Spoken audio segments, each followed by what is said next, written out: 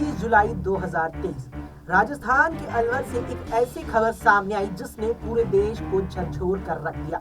राजस्थान के अलवर की रहने वाली एक शादीशुदा महिला अंजू ने अपना परिवार छोड़ दिया। हालांकि ये कहीं ना कहीं एक आम खबर थी, क्योंकि इतने बड़े देश में इस तरह की खबरें बहुत आती हैं कि एक महिला ने अपना परिवार छोड़ दिया, उसने अपने पति को छोड़ दिया, और इस तरह की खबरें भी आती हैं कि बच्चों को भी महिलाएं छोड़कर चली जाती हैं। हालांकि वो जो खबर आई थी वो ऐसी थी जिसने पूरे देश को सन्न कर दिया था। यहाँ अंजू ने केवल अपना परिवार नहीं, केवल अपना अलवर शहर और राजस्थान नहीं, बल्कि उसने तो अपना मुल्क ही छोड़ दिया था। जी हाँ, हम उस अंजू की बात कर रहे हैं जिसने बीते बुधवार को वतन वापसी करनी है। अब ऐसे में अंजू देश तो लौट आई है, लेकिन अपने साथ कई सवाल भी लेकर आई है। सवाल उसके साथ हैं कि आखिर क्यों अंजू ने इस देश में वापसी की है। क्या उसको इस देश से जो प्यार था, इस माटी से जो प्यार था अंजू का, क्या वो उमड़ आया है? क्या उसको अपनी जिम्मेदारी देश के प्रति समझ आई है? क्या उसको समझ आया है कि वो जिस देश में जाकर बसी है उसी देश में किस तरह से लगातार हमारे देश के खिलाफ, इस भारतवर्ष के खिलाफ लगातार जहर उस देश में अपने ही लोगों के अंदर जो है उगला जाता है, और तमाम चीजें हैं कि आखिर अंजू यहाँ पर लौट कर क्यों आई। और सबसे बड़ा सवाल भी यही है, और आज इस पूरे इस शो में बात होने वाली है इसी सवाल के ऊपर। इन्हीं तमाम बातों को हम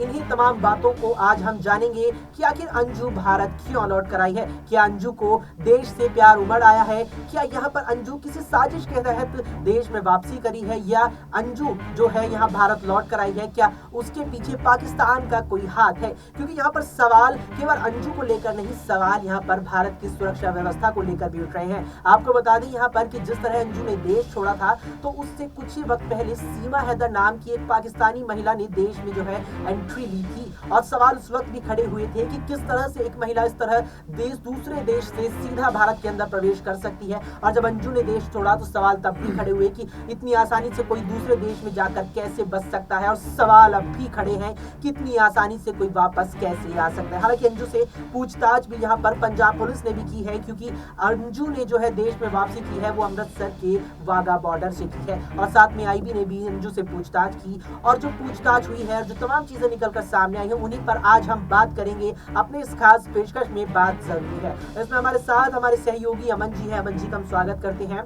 अमन जी, सबसे पहला सवाल यही रहेगा कि जिस तरह से 21 जुलाई यानी करीब 5 महीने अंजू को भारत छोड़े हुए हो चुके हैं, तो ऐसा क्या रहा कि उसे वतन की याद आई है, और कैसी क्या वजह लगती है कि उसकी वतन वापसी हुई है? देखिए, बिल्कुल अक्षय, और जिस तरह से हम पूरे मामलों को देख भी पा रहे हैं कि जिस तरह से जो अंजू ने कहा है कि मुझे पति से तलाक लेना है, बच्चों की मुझे याद आ रही है, लेकिन देखिए 5-6 महीने का वक्त हो गया और ऐसे में उनको अपने बच्चों की याद नहीं है। अचानक से उनको बच्चों की याद आती है और वो वापस भारत की ज़मीन पर आ जाती हैं। कहने का मतलब यही है कि कई बार हम सुनते भी हैं कि माता कभी कुमाता नहीं होती, लेकिन जिस तरह से हम अंजू के मामले को देखें, देखिए सीमा हैदर भले ही उसके ऊपर हम तमाम सारी बातें करें, लेकिन वो अपने बच्चों को लेकर कम से कम प्रवेश करती है। अपने बच्चों का हाथ उसने एक पल को भी नहीं छोड़ा। लेकिन यहाँ पर अगर अंजू को देखें तो अपने बच्चों को छोड़ के वो गायब हो जाती है, और एक तरीके से जिस तरह का छल और जिस तरह का उसने धोखा दिया है, वो बहुत ज़्यादा पीड़ा उसके जो पति है अरविंद, उसके जो पिता हैं, उनको पहुंचा गया, और दोनों ने उससे संबंध खत्म करने का पहले ही ऐलान कर दिया था। तो ऐसे में अंजू का जो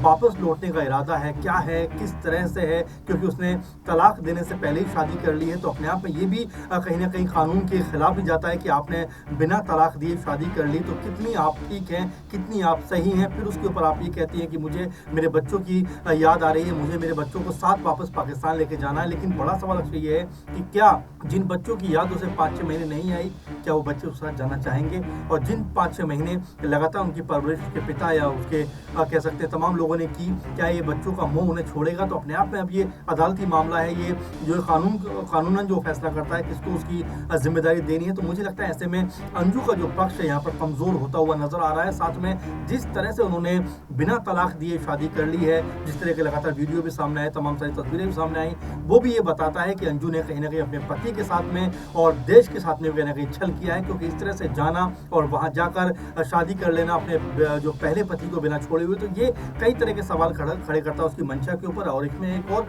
महत्वपूर्ण सवाल ये भी जोड़ रहा है कि क्या वाकई जो अंजू है वो अपने परिवार के मोह में यहाँ पे आई है, या फिर साजिशन उसको यहाँ पर भेजा गया है। क्योंकि अब जो आईबी है, तमाम सारी जो एजेंसियां हैं, पुलिस है, वो इस मामले की तह तक जाना चाहती है कि आखिर अंजू के जो पैर हैं एक बार फिर भारत की ज़मीन पर क्यों पड़े हैं, या अचानक हुआ है, या वाक़ई उसको जो अपने बच्चों का मुँह यहाँ पे खींच के लेके आया। तो अब देखना होगा कि आने वाले दिनों में इस पे क्या कुछ खुलासे होते हैं, अंजू का स्टैंड इसमें क्या होने वाला है, उसके पति का क्या होने वाला है और साथ में जो उसका पूरा परिवार है, किस तरह से रिएक्ट करता हुआ नज़र आता है अंजू को लेकर, क्योंकि अंजू ने बाकायदा पाकिस्तान में जाकर अपने पहले पति यानी अरविंद को बिना तलाक दिए वहाँ पे जाकर शादी कर ली है।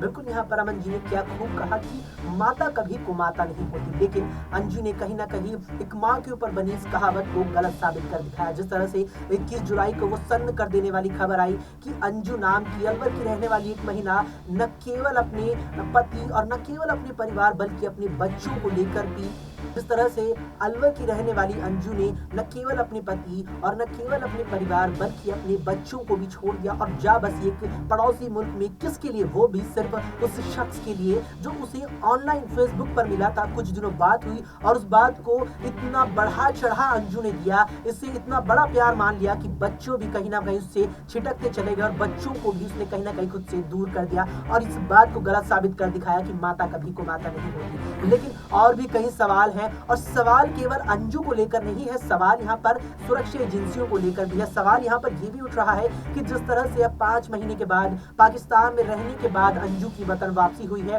तो क्या यहाँ पर एक दिन अब हो चुका है, तो क्या जल्द ही अंजू को अपने परिवार से मिलने का मौका दिया जाएगा या कुछ दिन तक वो कहीं ना कहीं जो है सरकारी एजेंसियों की निगरानी में रहेगी? और मेरा सवाल अमन जी से अगला यही रहेगा कि अमन जी, जिस तरह से यहाँ पर अंजू 5 महीने से भी ऊपर वक्त से जो पाकिस्तान में रह रही थी और अब देश लौटी है, तो क्या उसे सीधा परिवार से मिलने का मौका दिया जाएगा या कुछ दिन या काफी दिन हमें देखने को मिल सकती है कि वो यहाँ पर सुरक्षा एजेंसियों की निगरानी में रहेगी? देखिए, बिल्कुल सुरक्षा एजेंसियों की निगरानी में तो ज़ाहिर बात है वो रहेगी, लेकिन जिस परिवार को मिलने की वो बात करें, मध्य प्रदेश ग्वालियर में परिवार रहता है और हालाँकि हम देखें तो पहले उसके पूरे परिवार ने उससे नाता तोड़ दिया है।